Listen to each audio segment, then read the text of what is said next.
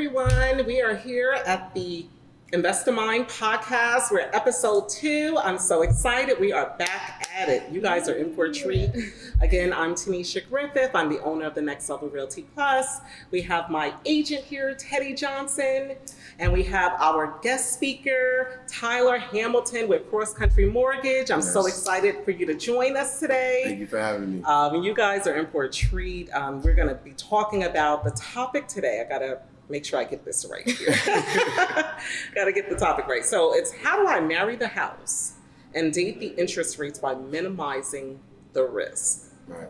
That's a good one, That's right? a good one, yeah. So hot That's a topic. good one because interest rates are high right now, and people are saying buy, and I know buyers, you guys are like, are you kidding me? Like, what do you guys want telling people to buy when interest rates are high? So we want to kind of like dissect that and talk about this topic. Yeah. Because we're always promoting an Invest-A-Mind, and having an Invest-A-Mind is not losing money, right? So we're talking about minimizing the risk, right, but making good investments. Right. So we can kind of get into it. So we're going to have just a couple of questions we're going to throw at Tyler, who's the expert on this topic, and we're going to dissect it. So, All right. So question number 1, for someone who already has equity in their current home, I know that the popular phrase right now is marry the home, date the rate. Right. So let's say that someone wants to purchase a second home as an investment. What would be your advice to them, and how can they use their current equity for their second purchase? Okay.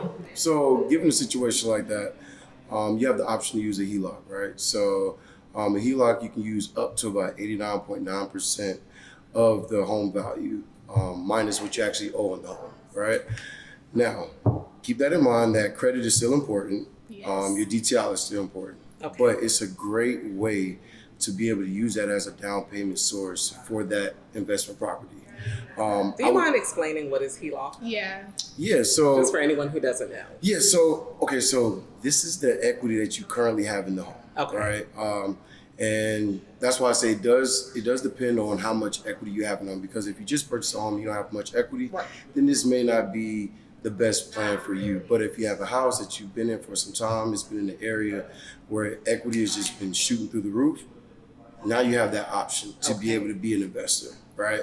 And when it comes to investing, if you don't have to use your personal money out of your pocket, then why won't you use something else? That's right. So if you have equity in the home, use it, right? That's right. You also have options where people use that to upgrade their house. Okay. But when you think of a HELOC, think of a credit card. It's basically a credit card against your home. Okay. Like, that is what it is, essentially. It's a credit card against your home, so you can use it for whatever. So it's Okay. basically like an open line of credit. Yes. Now, what I would do, this is me, I wouldn't use it just to go, out partying or go to Vegas or whatever, but I would use it to actually benefit myself. So like you said, investing, so I would definitely use it to further myself. So if that means just putting it as a down payment, because with an investment property, you are looking at about 20 to 25% down Right. for a home. Right. So keep that in mind. When it comes to investment properties, it's not your 3.5% unless you are switching over your primary. So if it's an investment property, it's going to be about 20-25%. Okay. But when it comes to HELOCs are basically like a second mortgage on the home. Okay. So I know some people are like, well, if I got locked in at a great rate, why would I get a HELOC? It's separate. So you still keep that interest rate Okay. that you started with. Right. And then now you have the HELOC, which is a separate mortgage on the home. And then you typically have interest rates roughly about 8.5% to about 9.5% for your HELOC. Okay. So the initial interest rate that they're locked into, it wouldn't be the same No, for that that's second. separate. That's separate. Got it. Yeah, So that's that's protected. Yes, When that's the interest protected. rates, let's That's say they protected. had, lower interest rates than now, that's Right. perfect. Right. Yeah. And then, being that we know interest rates are higher right now, on that investment property, I'll be your guy so we can get you into better interest rates. When interest rates drop, and we can refinance. So, yeah. It is a great time. It's a great time to purchase. Yeah. If you're in a position to invest. Okay. Especially if you're in Charlotte. If you're in That's right. Charlotte, Charlotte, invest. That's don't right. miss out. That's Now right. take that opportunity, definitely. Definitely, for sure. And I love that, Tyler, because it protects them, so that minimizes their risk in terms of having to utilize their money in Right. savings, which a lot of people are concerned with utilizing money and savings and so forth. So now they get to kind of take out the Right. HELOC, still invest, You can but keep benefit. some of their cash, Yes. right? So this is why this home ownership is huge. Right. And it's like It after a is. while you start looking at your primary home as that's a perfect way to Mhm. see my primary is an asset. Use it as leverage. Here you Yeah. go. That's it. Love it. Love it. I like that. That's a very I hope that's helping people out there who's been in their home Right. and they're kind of like, all right, I want to get another property. Do it now. Mhm. Okay? There's inventory you can negotiate. Do it now. Definitely. All right. Next question. With inflation at an all-time high and interest rates increasing, what do you say to someone that wants to purchase a home within the next year to not get discouraged? And do you have an advice on how to continue to save for a down payment with the cost of living being so high now? That's a good one. It is a good one. You know why it's a good one? Because it brings a lot of responsibility on the person, right? The first step is to acknowledge, like, you know, I want to purchase a home. I do want to be a part of home ownership, and that's the first step, Right. right? But then you have to take the next step, which is actually how am I going to get there, Yes. right? So if somebody wants to do this a year in advance, or they want to start this process a year in advance, 2 years in advance, Yeah. there's no such thing as being too early and being too proactive. Okay. Right? Go ahead and start working on those things to line you up, whether that's credit, whether that's saving. Saving has typically been one of the bigger things that people have to focus on, right? Because now you're in a position to where you have to budget yourself. Yeah. People don't right? like that. You do not like that, People don't right? like that. So you telling me I gotta stop doing this? I gotta stop going to Starbucks every day? Yeah, I you gotta do. make the coffee at home? Yes, you do. The bigger picture. Right. So, Uh-huh. and even I would say it doesn't matter how much money you make as far as like your salary. Budgeting is a good tool for everyone. Yeah. Yeah. Even the richest of the rich budget. That's right. So someone that's trying to purchase within a year or so, go ahead and start budgeting yourself. Create Yeah. that budget and stick to it. Yes. Right. I feel like when you void away, you get off track. Now at the end, you're not close to your goal. Right. But you're not close to your goal because you didn't stay at it. That's right. So you really have to create a budget, stick to it. You have to sacrifice. Yeah. You just have to sacrifice. If you know what the end goal is, sacrifice, and I promise you, there will be a great outcome. So utilize your loan officers. I don't have a problem budgeting with anybody. I'll put together a budget. I can literally look at your bank statements and say, okay, now you eat out a lot. You know, a lot of your money is going to food. Right. Now, is this food because you just are out and it's quick, it's convenient?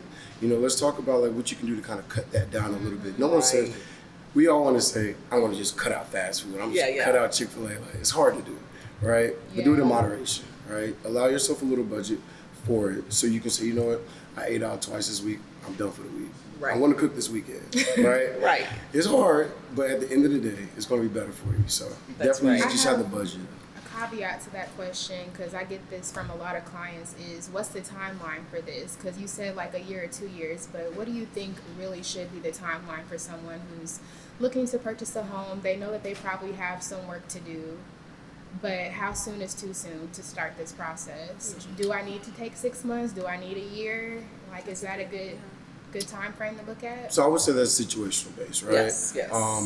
But the way that you would know that is talking to a professional. Yes.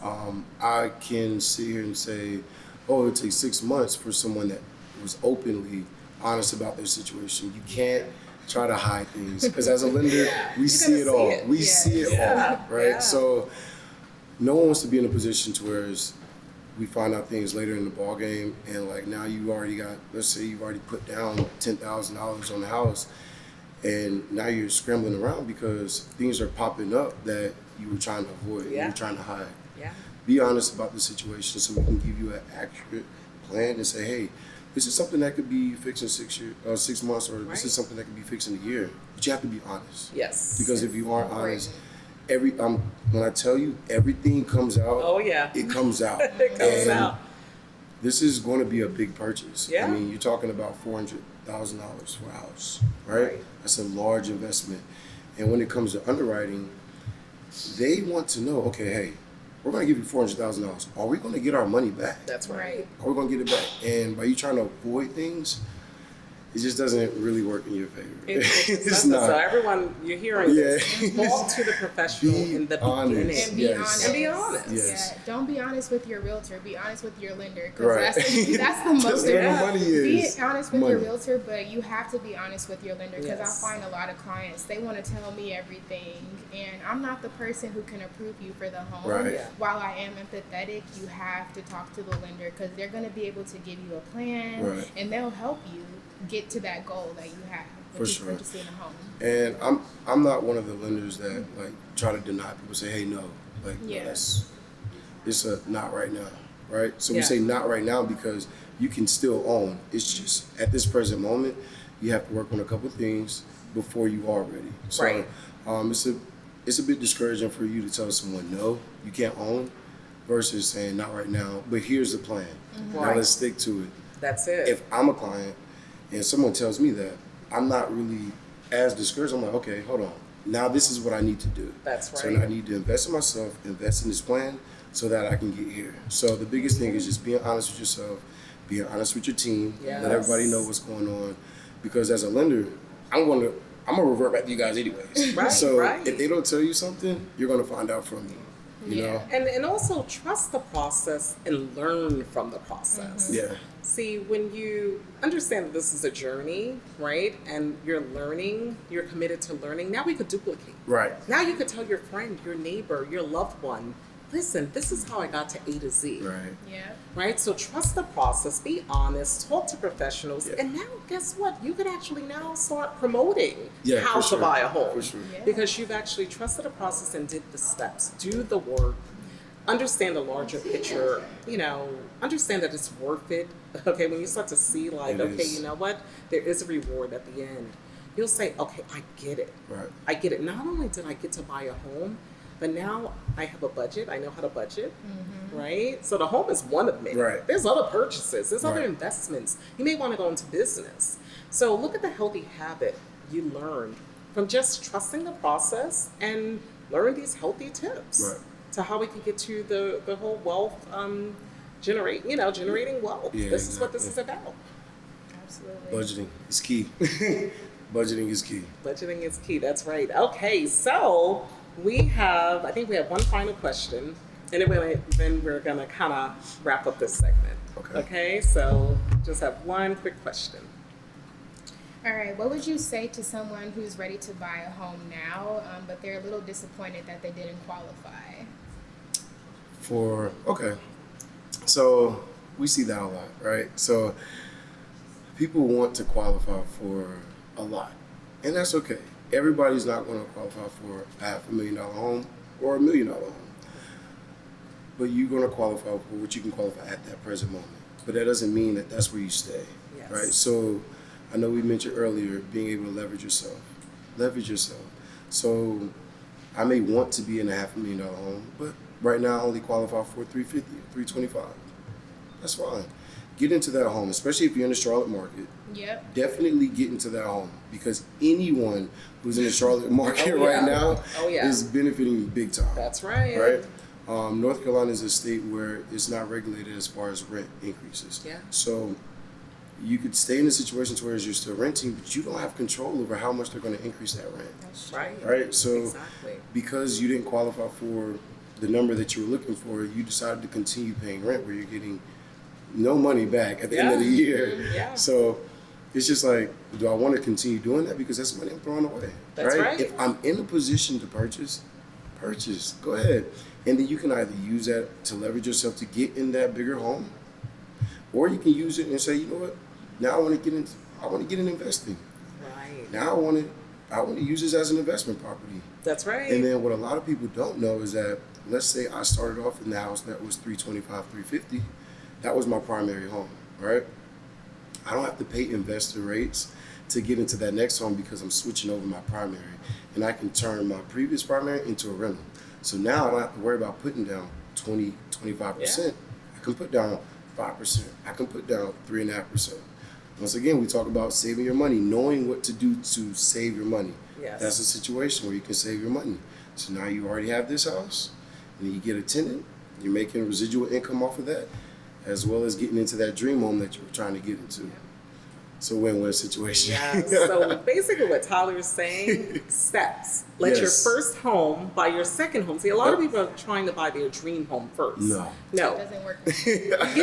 Get in where you fit in, right? Right. So let that first home buy the second home buy the third home, and Yep. then the dream home is coming. It's But guess happening. what? You're gonna have some rental properties in the process, Exactly. right? So don't be discouraged. You know, kind of if it's not where you want it to be approved at, but you get approved, Right. get into that home. Even if it's a Yeah. 3-bedroom you want it, but you could only afford right now 2-bedroom, Right. let that 2-bedroom buy the 3-bedroom. That's You good. can do it. Okay, guys, I'm being distracted. We have a next level hot topic question. All right, let's see what the question is. All right, All right. here we go. So you go ahead, Teddy. See what the So question this is a says. question that I get from a lot of clients, and as a small business owner or someone who owns a side hustle, how can I still purchase a home with that income that I have? That's not necessarily a 9 to 5. I'm not getting a pay stub every 2 weeks, but I do make income from that. Okay. That's a good question. Yeah, it is definitely because we have a lot of entrepreneurs out here. Yes, yes. But yes, definitely, you can still own a home. You can still purchase a home, right? There's different routes that we go about it. You have self-employed people, which are business owners. You have people that are truck drivers. You have people that I found a couple people that are now making a lot of money off of YouTube and yeah. Instagram that Yeah. are, I mean, they're the same way, right? So the biggest thing is have a professional look over everything, right? Trust your CPA. Yes. Your CPA is going to set you up for success, and they should. If they don't, then you need to find another. Fire, And I have a couple. CPA and get another one. Right, I have a couple of them if you need some, right? But the biggest thing that I've seen is that sometimes taxes aren't done correctly, and that can end up hindering you later down the line, right? If everything is written off, then it's going to be harder for you to be able to qualify, even though you know and you see the money that you're making. Right. If it doesn't show up on the tax returns and everything's written off, it looks like you didn't make anything. Yeah. At that point, it's hard to get you in a home or to get you qualified for that $400,000 home, right? Because we want to be able to see that you make this steady amount of income for a period of time, right? But like I said, really trust your CPA. They should line you up for the best success possible. There are a lot of times where you can pick and choose which year that you want to be able to claim something. Let's say you had some things worked on this year that you want to write off. Your CPA may say, you know what, this year you can either claim it in 2022 or 2021. It's up to you. And then at that point, line yourself up for the decision that you're trying to make. If you're trying to purchase now, you might want to hold off to claim it, right? Right. So it can show that you made a little bit more profit this year. So definitely ask those questions. They may be uncomfortable, but ask them, right? Ask your CPA, but they're going to line you up for success. That's a very, very good point there. I would add too, just, structure your business correctly. Take it seriously. Don't just look at your business for today. Right. Look at it as like, where am I going to be 5 years out? Right. Because a lot of times when we're short-sighted, we're holding on so tight, right? So that's why we're writing off. But when we start looking at it from an investor mind, you start realizing like, sheesh, okay, if I'm not writing off everything and now I'm structuring my business where I look attractive to lenders. Right, exactly. I look attractive to other business partners, potential down the line, kind of really talk to your CPA and look at structuring your business, not for today, but just for tomorrow and the goals that are in your 5-year plan. Yeah. Right. I would definitely agree with that because I think a lot of times we get so caught up into the right now. Yeah. I want to save as much money right now as possible. I want to have as much money in my pockets right now that I can, right? Right. But then you think about future things that are happening and you're like, Uh-huh. now you're like, dang, I wish I would have did it the right way. Exactly. So don't take shortcuts, right? Right. Especially if this is your business, this is your breadwinner. Yeah. This is something that you take pride in. Do it the right way. Invest in grow yourself. it. And grow it. That goes and- back to what we said earlier. It's a journey. Yeah. Yes. So you have to be patient, take the right steps, and involve the right people For to sure. get where you want to go. Yes. Yeah. And talk to them in the beginning. And that's why, I'm doing this podcast, Yeah. right? Because I feel like if we can start having larger conversations, we can start learning We can. and even thinking about things that we need to know. Right. So remain a student, let's start talking more about these things that we need to know more about. Yeah. Let's get in front of professionals like ourselves, and there's more out there, and let's start mapping out a roadmap that will put you in front of success. Exactly. Don't be Yes. afraid to ask questions. That's it. Like, don't be afraid. There's nothing wrong with asking questions and then sharing that knowledge, because I'm pretty sure there was someone else in your shoes a year ago, That's 6 right. months ago, that literally had the same questions. Yeah, Ask you're them, right? You're and right. then when you find out, pass it on, because I'm pretty sure you're going to be that person that you can get in someone else's ear and let them know, like, hey, look, I see what you have going on. It's a great idea, but listen, let's actually monetize it and let's not take shortcuts. That's right. That's right. Gotta have the right team around. It really is about it. I mean, it will save you so many pitfalls. Yeah. Absolutely. So many pitfalls, and don't be afraid, right? Don't be afraid to ask questions Right. and get to the truth. Right. Because, like you said, then we could duplicate, right? We Then can. we could duplicate, and we can start really, really getting where. Because see, once you do one thing right, then you start going, now I get it. Now another door opens up. Yep. So That's get how on it the happens. path of the right path, right? Because now we can build. We can't build on a bad foundation, Very true. right? So if your business is sort of like, and that's why there's some companies they don't grow, They right? stay right where they are. And They plateau, so and that's it. Yeah. yeah. So now that for the question, so that business owner that wants to purchase, right? So now imagine they're structured correctly. So not only, let's say, I don't know, let's just say they have a sneaker store. Right. But now that sneaker store owner now also starts to buy real estate. It's a whole nother business. Right, now how does their portfolio look now? Right. Right? How does their network look, Right. look now, right? Because not only is it revenue coming from the sneaker business, right? But now they have properties, now they have real estate, Yep. right? And also too, they look good on paper. I was going to say that So too. now we can trust Mr. Right. And Sneaker, look, and now the if he- company.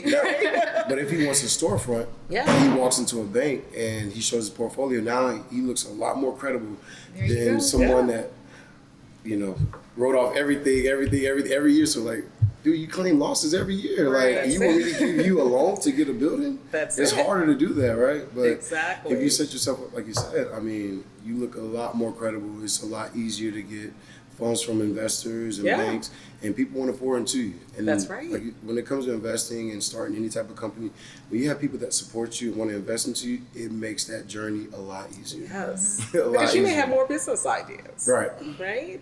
And it's really about relationship. It's about doing business with integrity Yeah. and all of that good stuff. It's important. Any last thing, we're going to wrap up here. I want everyone to kind of go around and any gems you want to share with people listening that you can I just was Gems. leave just them gonna with. say that I love how multifaceted real estate is. Like that It is. example that you just gave, you can own a sneaker store, but you can still invest in a home and use that as passive income to get you to your next sneaker store, your second sneaker store, your third one. So real estate doesn't just have to be about purchasing a home to live in. Yeah. It's a business opportunity that you can start for yourself, and Yeah. it's building generational wealth. So Yeah, I like to add to that. I would Yeah. say, when it comes to real estate, don't be discouraged because of all the wealthy people that you see out there, right? Yeah. It's very discouraging because it's like, well, I don't have money, so I can't really like make money. Yeah. No. Listen, there are people out here that work regular 9 to 5s Yeah. and have properties out here. Yes. Yeah. It's literally about how you structure your life, how you budget, Yeah. and put a plan together. You do not have to be the richest guy out here That's right. to have properties. That's You know, right. now by having properties, you will gain wealth. But to get started, no. I think a lot of people get discouraged because they're like, I saw this on Instagram. I mean, he's driving all these cars and he's Uh-huh. trying to make it seem like it's so easy. yeah. But listen, I'm telling you, you can get there. Like, it's just the steps. It's the sacrifice that you line yourself up with. And I mean, just stick to it. Yeah. But you don't have to be rich to be I an investor. You don't have to agree. be rich. I agree. Yes. I mean, that's a myth. Yeah, That's it a is. myth. And I'm just going to end on trust the process. Yeah. We can cheers to that. Cheers. Trust the Yes. process and just get started. Get started. Get started. kick it off. Yeah. Nothing to it but to do it. That's right. That's right. Well, thank you so much, Sala, for Thank you coming all on for having episode me. 2. Thank This you was guys for having awesome. me. I hope everyone got these nuggets and gems Yes. that you shared because, I mean, you have so much knowledge, and we'll Thank you. definitely have you on again. I'll be Well, here. everyone look out for the conference. We're going to be part of a conference. Yes. In So January, excited. January 14th to 15th. Okay, so check out on our Instagram. We're going to be posting. big It's one. going to be exciting. It's a So big y'all one. got to come out for It's a that. big If you want to one. hear more about with Tyler and myself and my team, will be there. It's a It's Your Time conference, and it's going to be for people looking to get into the music business as well as business. Yep. Yeah. You know, so it's going to be huge event, and I'm so excited about Yeah, it. So I am. I'll see you in January. See Okay. you guys there. I'll be there. And check us out on our IG pages, everyone, and our website. And we'll have another episode next month that's going to be about home inspection. And I have an Oh, that's gonna be amazing good. inspector coming on, and get ready for it. It's going to be some really good information. So thank you guys. Go ahead and like and subscribe and share. Okay, and we'll see you for the next one. See ya.